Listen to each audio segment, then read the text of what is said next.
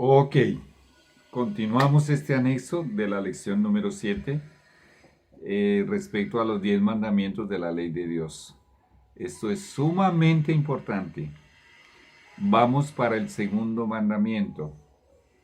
No harás para ti imagen de escultura, ni figura alguna de las cosas que hay arriba en el cielo, ni abajo en la tierra, ni de las que hay en las aguas debajo de la tierra.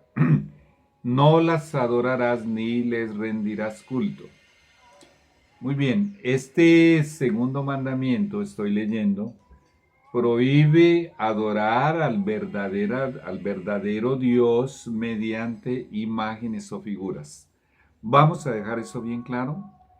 Este segundo mandamiento prohíbe que, con la buena intención de adorar al Dios verdadero, el único que hay, hacernos una imagen o comprarla, una imagen. Y puede ser de yeso, puede ser de barro, puede ser de madera, puede ser de plata, puede ser de oro. Es prohibido por muy buenas que sean nuestras intenciones. Ahora vamos a entender un poco mejor el por qué. ¿Por qué Dios lo prohíbe? Sigue diciendo, muchas naciones paganas aseveraban que sus imágenes no eran más que figuras o símbolos mediante los cuales adoraban a la deidad. Entonces ya estamos viendo el origen de esta elaboración de imágenes. Viene del paganismo. Para los que no entienden alguna terminología, paganismo se le llama al mundo religioso que no tiene la Biblia, no tiene al Dios de la Biblia, no saben o nunca supieron de Jesús, y si llegan a saberlo no están interesados en Jesús o en el Creador, en el verdadero Dios. Ya mencionamos algunas de las religiones paganas: religión musulmana, el budismo, el islamismo, el hinduismo. En la China tenemos taoísmo, confucianismo y otra que se llama sintoísmo, y en realidad hay muchas más. Pues bien, es de allá de donde viene esto de elaborar imágenes. No existe religión pagana que no tenga imágenes de escultura y que en su servicio, en su culto de adoración a sus dioses, no se postren ante esas imágenes, no les rindan reverencia, adoración, no le hagan pedidos, etcétera, etcétera. Sigue diciendo, pero Dios declaró que tal culto es un pecado. Esa forma de adoración es un pecado. Pecado es la transgresión de la ley de Dios. El tratar de representar a Jehová, Dios el Eterno, mediante objetos materiales degrada el concepto que el hombre tiene de Dios. En nuestra mente humana, a través de los siglos, de los milenios, ya vamos a cumplir 6 milenios, esto es algo normal para la enorme mayoría de la población del mundo. Pero al hacer una cosa como esa, estamos degradando el concepto que un hijo de Dios que se atreva a hacer eso realmente debe tener de Dios. Es una degradación de ese concepto. O sea que va colocando a Dios en un nivel mucho más bajo, extremadamente bajo de lo que realmente Él es. Aquí hay un poco más de información, habla más sobre eso. La mente apartada de la infinita perfección de Jehová es atraída hacia la criatura más bien que hacia el Creador. Y el hombre se degrada a sí mismo en la medida en que rebaja su concepto de Dios. Imagínate, si yo rebajo mi concepto de Dios, automáticamente me estoy degradando a mí mismo. Si hago eso con Dios, ¿qué será de mí mismo? Pues el texto del mandamiento sigue diciendo, yo soy el Señor Jehová, Dios tuyo, el fuerte, el celoso. Este celoso es con C de casa. Está hablando de celos y en realidad es una referencia a los celos que existen de un esposo para una esposa y viceversa. Vamos a ver por qué Dios usa ese lenguaje. La relación estrecha y sagrada de Dios con su pueblo, o sea, con su iglesia, se representa, el mismo Dios hace esa representación mediante el símbolo del matrimonio. Ahora está explicado, porque de Génesis 3:15 hasta Apocalipsis en toda la Biblia, Dios simboliza a su iglesia con una mujer. Es como si ella fuese su esposa y él fuese su esposo. Es algo que en la mente de Dios debe hacernos entender cuán importante es la relación que tenemos como iglesia con nuestro Dios y cuán hermosa. Recuerda que cuando estudiamos la creación, la primera institución que Dios instituyó fue el sagrado matrimonio. O sea que Él está simbolizando su relación con su iglesia con la primera institución que instituyó por ocasión de la creación. Esto es muy bonito. Y sigue diciendo, muy bien, dice, puesto que la idolatría es adulterio espiritual, idolatría es hacer de cualquier cosa nuestra prioridad prioritaria, vivir para eso, colocar nuestras fuerzas, nuestros pensamientos, nuestros planes, propósitos, empresas, todo en dirección a eso, dejando a Dios relegado a un tercero, cuarto, quinto puesto o peor que eso. Eso es adulterio espiritual, ¿ok? Eso es idolatría. Entonces vuelvo a leerlo. Puesto que la idolatría es adulterio espiritual, es traicionar a Dios, ¿ok? El desagrado de Dios por aquel que lo traiciona, el mismo Señor lo llama celos. Lo leo. Bien puede llamarse celos. Qué forma que tiene Dios de expresarse, pero qué lindo que es. Dios es sumamente lindo. Muy bien, sigo leyendo como este es el segundo mandamiento más largo en redacción, en texto de los 10 mandamientos. Aquí en el testimonio de Jesús, en el libro Patriarcas y Profetas, está desglosado en varios segmentos. El texto del mismo segundo mandamiento sigue diciendo que castigo la maldad de los padres en los hijos hasta la tercera y cuarta generación de aquellos digo que me aborrecen. Veamos lo que tiene que decir sobre esta partecita del mandamiento. Es inevitable que los hijos sufran las consecuencias de la maldad de sus padres. ¡Qué terrible! Dios tenga misericordia de los padres.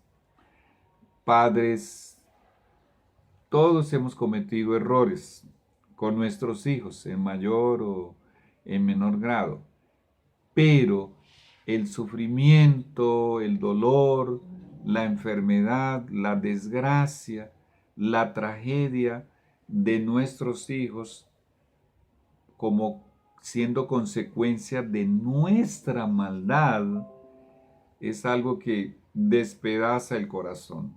Es algo terrible. Eso es inevitable. Bueno, tú puedes pensar en casos extremos de padres que la pareja, el papá y la mamá, sean traficantes internacionales de drogas o de armas, o traficantes nacionales, o que ellos mismos sean drogadictos, o alcohólicos, o las tres cosas. ¿Cómo crees tú que crece un niño en un hogar así? Ahora, si el padre es un borracho y es un infiel, y la madre, lamentablemente, también es algo así, es inevitable que los niños, los hijos, van a sufrir. Pero aquí hay un pero. Pero esos hijos no son castigados por la culpa de sus padres. Vamos a hacer una diferencia aquí. Hay una gran diferencia entre sufrir como hijos las consecuencias de la maldad de nuestros padres, y lamentablemente en la mayoría de los casos, generalmente el más malo en la pareja es el padre, el hombre. Entonces vuelvo y leo este pedacito. A pesar de que como hijos podemos ser víctimas, podemos sufrir, eh, podemos padecer, pasar por tragedias, dolor, angustia, agonía, en algunos casos hasta pánico, hasta terror, la maldad de los padres no es castigada en los hijos. De hecho, esto lo repite en otro lugar la Biblia, aquí en el libro de Ezequiel, en el capítulo 18, el Señor dice, muy bien, aquí nos dice el Señor que Él no castigará a los hijos por la maldad de sus padres. En Ezequiel capítulo 18. Versículo 20, el alma, voy a leer el 19. Y si dijeres, ¿por qué el hijo no llevará el pecado de su padre? Porque el hijo hizo según el derecho y la justicia. Si el hijo practica la justicia y escoge amar y obedecer a Dios, no va a cargar con el pecado de su padre. Y esto es muy delicado porque nos lleva hasta el padre de la raza humana. La teología que enseña el pecado original, que somos castigados por el pecado de Adán y que ya nacemos con una maldición, condenados antes siquiera de tener, desde el momento de nacer. Esta teología del tal pecado original que enseña que estás maldito desde que naces. ¿Por qué? Porque al momento de nacer eres culpable del pecado de Adán, eso se llama pecado original, está en contradicción directa con la Biblia. Vuelvo y lo leo. Y si dijeres, ¿por qué el hijo no llevará el pecado de su padre? Dios responde, porque el hijo hizo según el derecho y la justicia, guardó todos mis estatutos y los cumplió, de cierto vivirá, si el hijo realmente obedece. Pero a pesar de que nunca llegue a convertirse y a entregarse a Dios, eso no quiere decir que Dios lo va a exceptuar y lo va a castigar por la maldad de su papá. Eso nunca aconteció y nunca acontecerá. Dice, el alma que pecare, esa morirá. Si ese hijo, él voluntariamente, conscientemente pecare, o sea, desobedeciere la ley de Dios, él morirá. Y está hablando de muerte eterna. Y esto lo vamos a estudiar en la lección número 9 y en la lección número 10. Ni el Padre llevará el pecado del Hijo. La justicia del justo será sobre él, y la impiedad del impío será sobre él.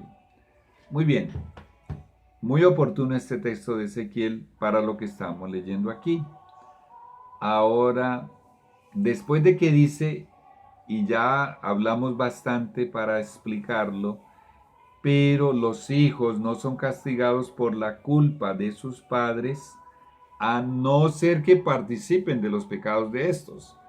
Vamos a suponer que unos niños crecen en un hogar de vendedores de drogas y drogadictos y alcohólicos, y asaltantes y atracadores, él y ella. Si ellos no llegan a participar de eso y se alejan de eso, muy bien, para Dios son inocentes, a pesar de que durante su niñez hayan sufrido lamentablemente las consecuencias. Imagínate un hogar así, qué terrible. Pero si toman la decisión, estando en ese ambiente, de participar de eso voluntariamente, conscientemente, aquí viene este texto que dice, repito, no son castigados los hijos por la culpa de sus padres, a no ser que participen de los pecados de estos. Y lo que voy a leer es muy doloroso. Sin embargo, generalmente los hijos siguen los pasos de sus padres. Qué tristeza. Generalmente, no en todos los casos, pero generalmente, los hijos siguen los pasos de sus padres. Por la herencia y por el ejemplo, los hijos llegan a ser participantes de los pecados de sus progenitores. En realidad, voy a aclarar eso, quiere decir que la influencia es tanta y la presión es tanta que llegan a participar. Las malas inclinaciones, el apetito pervertido, ya leímos Filipenses 3:19, el Dios de ellos es el vientre, la moralidad depravada, además de las enfermedades y la degeneración física, se transmiten como un legado de padres a hijos, escucha esta información, hasta la tercera y cuarta generación. Por eso el mandamiento dice que esa maldición va hasta la tercera y cuarta generación. Esta terrible verdad debiera tener un poder solemne para impedir que los hombres sigan una conducta pecaminosa. Concienticémonos de algo tan, pero tan delicado, que la maldad se transmite hasta, o mejor, todas esas consecuencias que leímos hasta la tercera y cuarta generación. Y todavía falta el último pedacito del texto del mandamiento. Y que uso de misericordia hasta millares de generaciones con los que me aman y guardan mis mandamientos. Ahí termina el segundo mandamiento de la ley de Dios. Y sobre esta última línea dice, el segundo mandamiento, al prohibir la adoración de falsos dioses, demanda que se adore al Dios verdadero. Y a los que son fieles en servir al Señor se les promete misericordia. Ahora escucha esto. No solo hasta la tercera y cuarta generación, que es el tiempo que su ira amenaza a los que le odian, a los hijos, nietos, bisnietos que odien a Dios, ¿ok? Sino hasta la milésima generación se extiende la misericordia de Dios por causa de aquellos que le amaron. El tercer mandamiento, no tomarás en vano el nombre del Señor Jehová tu Dios. ¿Por qué? Porque no dará por inocente Jehová al que tomare su nombre en vano. muy interesante que está hablando del nombre y lo menciona dos veces para que no haya duda alguna cuál es el nombre. Leo el testimonio de Jesús. Este mandamiento no solo prohíbe el jurar en falso y las blasfemias tan comunes, y sí que las hay, sino también que prohíbe el uso del nombre de Dios de una manera frívola o descuidada sin considerar su tremendo significado. Esto es muy, pero muy delicado. Y casi nadie, yo, por ejemplo, vine a entenderlo cuando leí esto por primera vez. Vamos a ver la explicación de esa declaración. Deshonramos a Dios cuando mencionamos su nombre en la conversación ordinaria. Vamos a entender esa primera declaración. Hay más, hay otras declaraciones más. En la conversación ordinaria.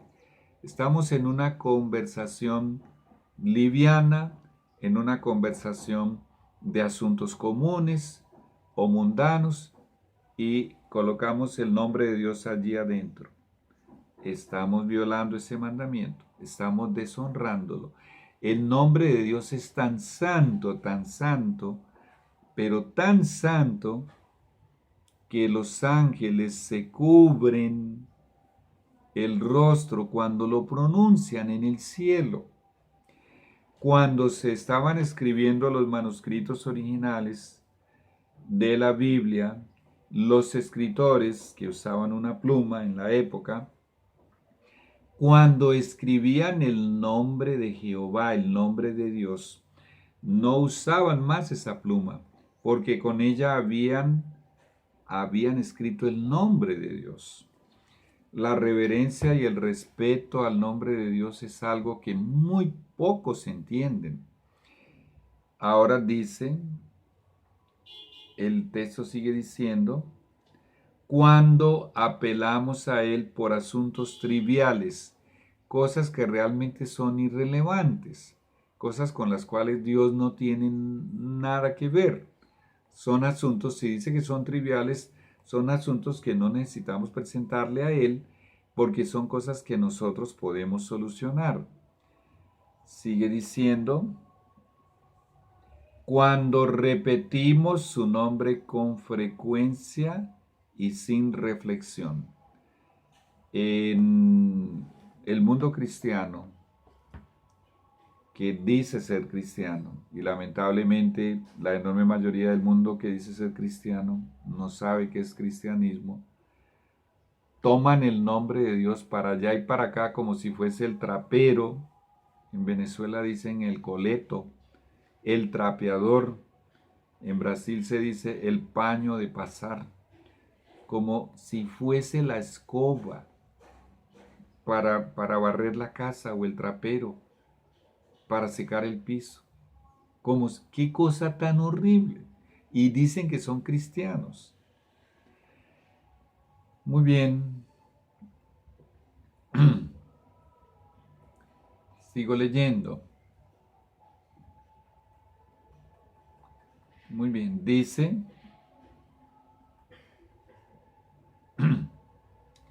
en el Salmo 111, versículo 19, se nos dice, santo y terrible es su nombre. Sigo leyendo del testimonio de Jesús. Todos los que dicen ser cristianos, que aman a Jesús y a Dios, debieran meditar en su majestad, su pureza. ¿En qué deberíamos meditar cuando vamos a usar el nombre de Dios? En su majestad, en su pureza, en su santidad, para que el corazón comprenda su exaltado carácter y su santo nombre se pronuncie con respeto y solemnidad. Que Dios nos ayude a profundizar en esto. Yo te sugeriría que lleves todas estas declaraciones a una reflexión a través de meditación y contemplación de todo esto, porque nuestra mente es muy débil, es muy pobre y no puede asimilar la implicación y la profundidad de todo lo que esto implica y abarca y significa. Bueno, ya venimos vamos a llamar, esta es la quinta parte de la lección número 7 de los 10 mandamientos de la ley de Dios. Entonces vamos a hacer una sexta parte. Ya regreso.